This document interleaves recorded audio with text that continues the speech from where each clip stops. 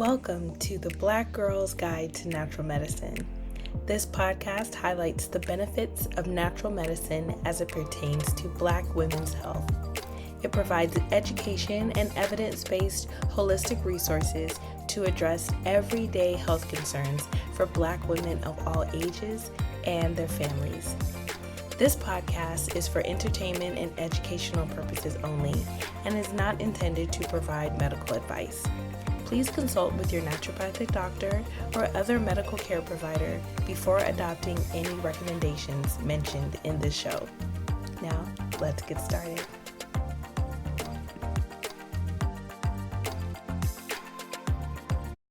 Hi everyone, welcome back to Blogmas, or technically Podmas, Day 2. Welcome to the Black Girl's Guide to Natural Medicine. I am your host, Dr. Sarah Ellis.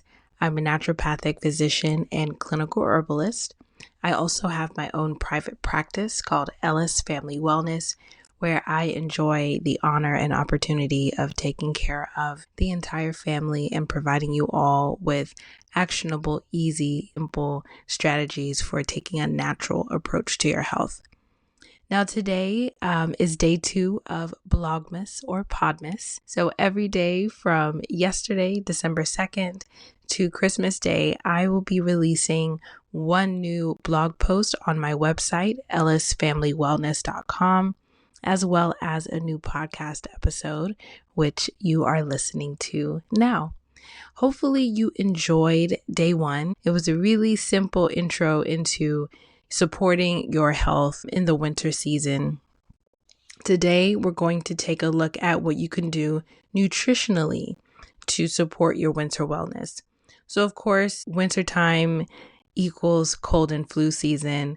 The runny nose and sniffles are right around the corner. And pretty soon we are going to feel like every single week ourselves or our children, especially those kids, they're coming in with a new cough, a runny nose, a headache. There's always kind of something going on, right? So today on the blog, I wanted to share, I believe I shared 8 different immune boosting foods to add onto your plate. For the sake of today's conversation, I'm just going to go over my top 3. And then I'm going to share some quick tips you can do to incorporate these foods into your family's diet. And then we're going to wrap up with a super easy, fun, and delicious immune boosting and warming tea recipe. So let's jump right in with the first immune boosting food. I talked about it a little bit yesterday, but it's citrus fruits. So of course, oranges, lemons, limes, grapefruit, all of these wonderful citrus fruits are packed with vitamin C. So I think we all know so much about vitamin C, especially having gone through COVID. But vitamin C is so important for our immune system. It is a very potent antioxidant, and that means it protects our cells and our tissues from damage from inflammation, and as well as, let me mute all of my things. There we go. So these antioxidants can help support the healing process as we are trying to get over a cold or an infection or an injury of some sort. So having plenty of vitamin C keeps our stores high so that our body can use it to help fight off infections. Easy way to incorporate these citrus fruits. Starting your day with warm lemon juice and water, or even adding some orange juice to your water as well. I really prefer the fresh squeezed orange juice rather than the concentrated orange juice that we get in the grocery stores. You can also add it to your hot teas. I really love using Ace Tracks in the wintertime. So Ace Tracks are a certain type of herbal preparation where you can soak different herbs in vinegar or lemon juice, lime juice, anything that's acidic. And that helps pull some of the minerals out of the herbs. So for example, a nutritive herb is Avena sativa or wild oat. It's full of different vitamins and minerals. And so soaking it in lemon juice or in vinegar helps pull out those minerals. And that way, when you take a shot of that, you get a jam-packed kind of punch of vitamins and minerals for your immune system. All right, the next food that I think everyone should incorporate into their diet during the winter to help with immune system support is garlic. Now, yes, garlic can cause funky breath, but it does make your food taste pretty great. And also, it contains a compound called allicin. Now, allicin is a special compound found in garlic that actually has antimicrobial properties. And that's why garlic is so good for, fighting off infections and colds. Adding garlic to a chicken soup or a broth and boiling it and kind of steeping it in that broth with other veggies that are listed in this podcast and in this blog as well, that can help really boost your immune system. And the ritual of eating a warm soup, you have to eat it slowly. It's something that you savor and enjoy and don't really have a chance to rush through.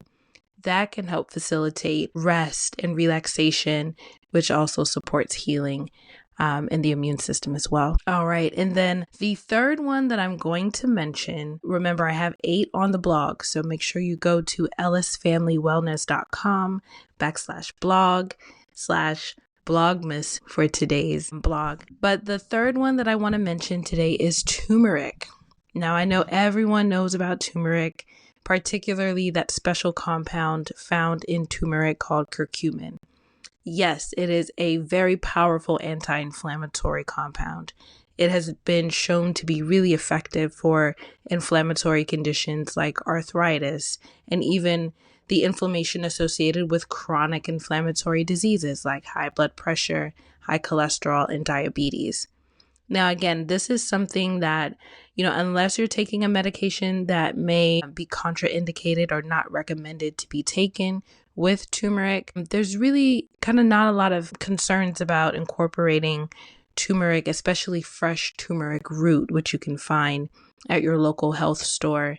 There's really not much of a concern with adding it to your regimen. The only thing that I'd like to recommend when adding in turmeric is using the fresh root over powders, as well as making sure you're adding in a little bit of black pepper, because black pepper helps facilitate the absorption of the turmeric and of the curcumin and really helps our body kind of soak up that anti-inflammatory goodness a little bit better compared to if you were just taking curcumin alone, which makes sense if you think about how curcumin and turmeric are used culturally. We see it present in a lot of foods, like Indian foods that have a lot of curries and turmeric. They often pair turmeric with other spices, including black pepper. We tend to think about this from a flavor perspective, but medicinally, remember these are also medicinal herbs, they have a very synergistic effect where they work together to help with inflammation, lower cholesterol, all of those wonderful things. The other thing I always like to mention is that turmeric can impact our ability to absorb other minerals and other nutrients like iron. So if you're someone who's already iron deficient and suffers with iron deficiency anemia, I would be mindful of how much turmeric you're taking and when you're taking it, especially avoiding taking it with any iron supplementation. All right, so let's go over I just want to share 2 simple tips for incorporating these immune boosting foods into your diet. I have 4 of them on the podcast, on the blog. So if you want all 4, make sure you head over there. But number 1, start small. When we are trying to make these dietary and nutrition changes, oftentimes we just want to do a complete 180, where we're flipping everything upside down. We're clearing out the pantries and only buying these certain foods. But that is a huge change to maintain. And researchers and psychologists have found that making small changes over a longer period of time is more sustainable. So just focus on adding just a few of these new foods. Really just pick one each week and think about maybe 2 or 3 recipes you can use that week to incorporate that food. And before you know it, you've added on a number of different health promoting, immune boosting foods into your diet. using recipes that you're likely to continue to use week in and week out. The second simple tip is to plan ahead. So, of course, we know with anything, a preparation is key, especially when it comes to cooking and preparing food. So make sure your fridge and your pantry is stocked with staples where you can make meals and healthy meals on busy days. You have things that you can easily grab and reach for. And then also go find your go-to recipe, whether it's a website or an app. I am partial to Pinterest. It's just the millennial in me, but find where you get all of your favorite recipes. Look for some that have, certain mushrooms or ginger, garlic, any of the other anti-inflammatory and immune boosting foods that we mentioned on the podcast and on the blog. Make sure you can look for recipes that have those foods. So you already kind of have an idea of what additional ingredients you may need, what things you need to have on hand to make sure that you're able to make a delicious but really easy to put together meal for yourself and your family. All right. And lastly, I want to share my immune boosting, super easy ginger and turmeric tea. I mean, in all honesty, it couldn't be any easier. But of course, honestly, it has 4 ingredients.